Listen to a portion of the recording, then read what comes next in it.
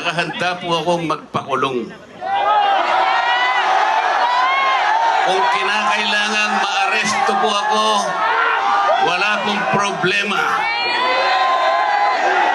Kung ito po ang kabayarang hinihingi para ipagtanggol ko ang katarungan at ang pambansang kagalingan at ang interes ng mamamayang Pilipino,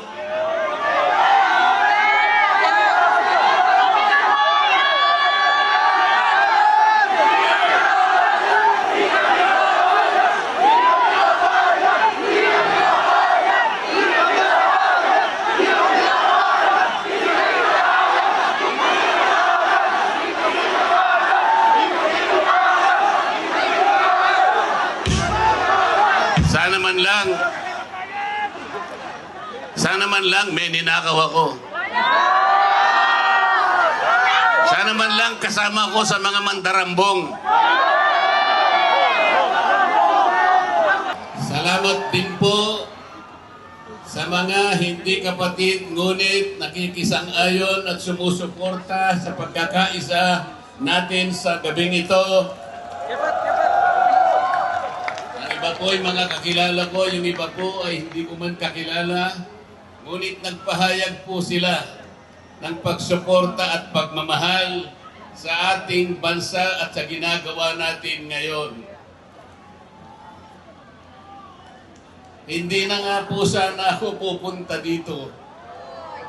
Kasi baka akalain po nung iba, ako pa po yung nag-i-instigate, hindi po. Ang palagi ko pong ginagawa, kagaya ng palagi kong sinasabi, ay kailangan maipakita natin kung ano ang tunay at tapat na paglilingkod ng isang public servant sa pamahalaan.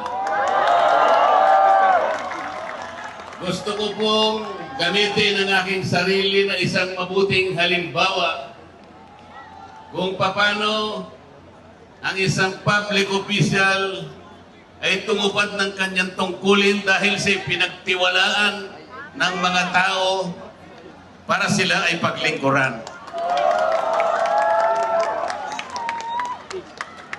Hindi ko po alam kung paano ko kayo pasasalamatan sa tuwing nababanggit ang aking pangalan na sinusuportahan po ninyo ang aking ginagawa para sa ating bansa.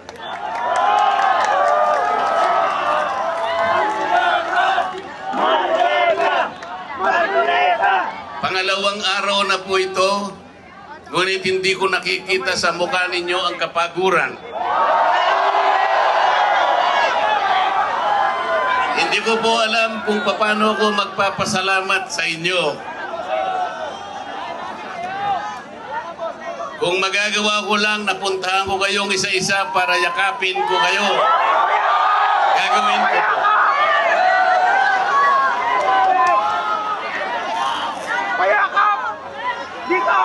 Naisip ko nga, magdadala na lang ako ng hopya.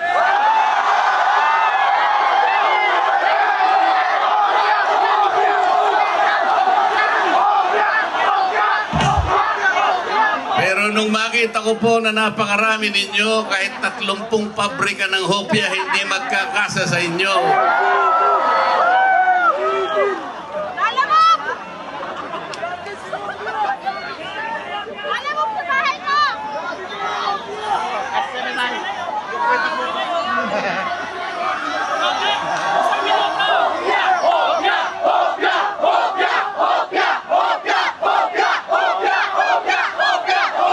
Nilulunod ang pag-iimbestiga sa flood control scam?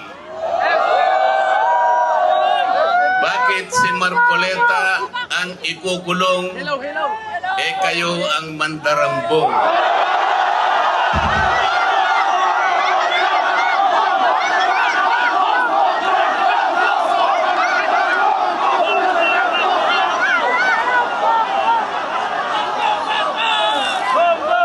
Meron po akong babasahin sa inyo. Alam nyo na po ito, pero kailangan pong alam ko uli sa inyo para maitatak po sa ating puso.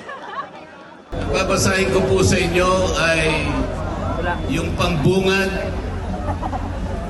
o yung preambulo ng ating saligang batas. Ito po ang kauna-unahan, ito ang pambungad, ito yung panimula. Kung tawagin natin sa English ay preamble.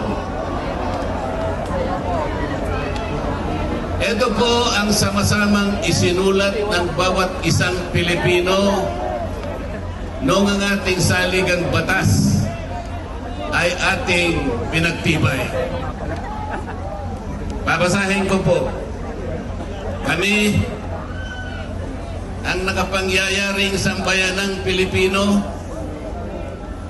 na humihingi ng tulong sa makapangyarihang Diyos upang bumuo ng isang makatarungan at makataong lipunan at magtatag ng isang pamahalaan nakakatawan sa aming mga mithiin at mga lunggatiin, magtataguyod ng kabutihan sa bawat isa, mangangalaga at magpapaunlad ng aming kamanahan at titiyak para sa aming sarili at sa angkanang susunod ng mga biyaya ng kalayaan at demokrasya sa ilalim ng pananaig ng batas at ng pamahalaang puspos ng katotohanan, katarungan, kalayaan, pag-ibig, pagkakapantay-pantay at kapayapaan ay naglalagda at naghahayag ng konstitusyong ito.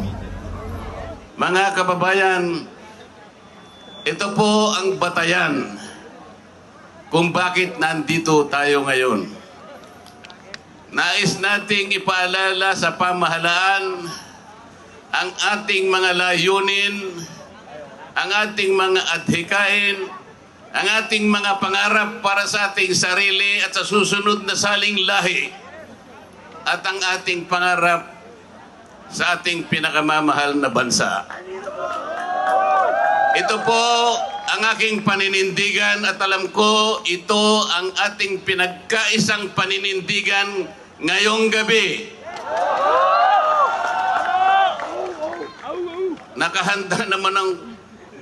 Nakahanda po akong magpakulong. Kung kinakailangan maaresto po ako, wala pong problema. Kung ito po ang kabayarang hinihingi para ipagtanggol ko ang katarungan at ang pambansang kagalingan at ang interes ng mamamayang Pilipino,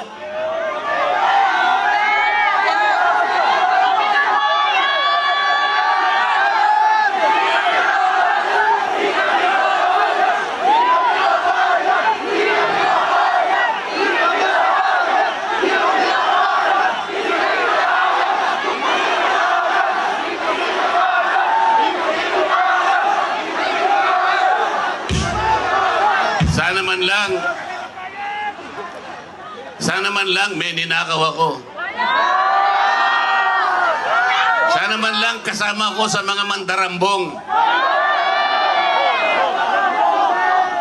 Mga nabanggit na yung mga pangalan nila. Ang isa ay si Martin Romualdez. Ang pinagdalhan ng mali-malitang pera.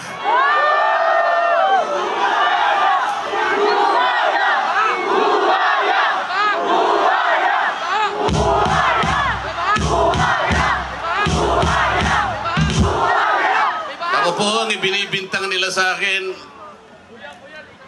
ay salaping pantulong para sa kampanya para ako'y manalong isang senador. Mga kaibigan po na pribado at sarili lang pera ang kanilang itinulong sa akin, baka sakaling manalo nga po ako at nanalo nga po.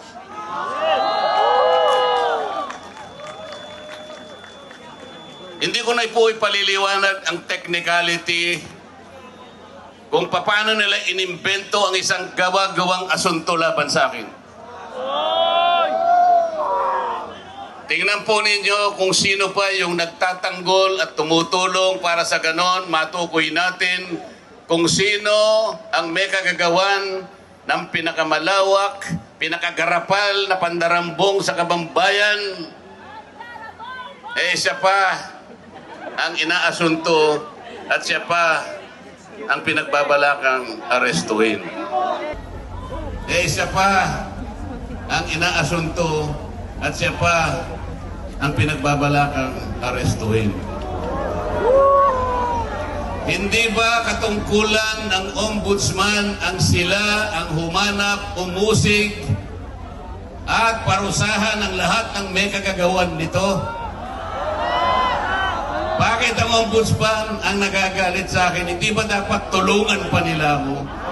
Sapagkat iisa ang layunin namin. Ginawa po nilang politika ang lahat ng ito. Ang mga asunto po na sinampa laban sa akin ay nagsasaysay ng kwarta, pero hindi nagbabanggit ng korupsyon. Nagsasaysay ng halaga, ngunit hindi binabanggit ng ill-gotten wealth. Ipinipilit na iugnay ang public office, ngunit walang binabanggit na abuse of public office. Naglulubid ng mga chismis, ngunit walang ebidensya.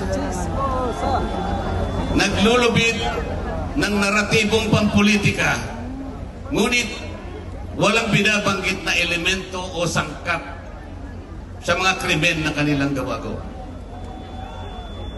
Yun po ang nakapagbibigay po ng malaking kalapastanganan sa ilalim po ng mga batas na umiiral sa ating bansa.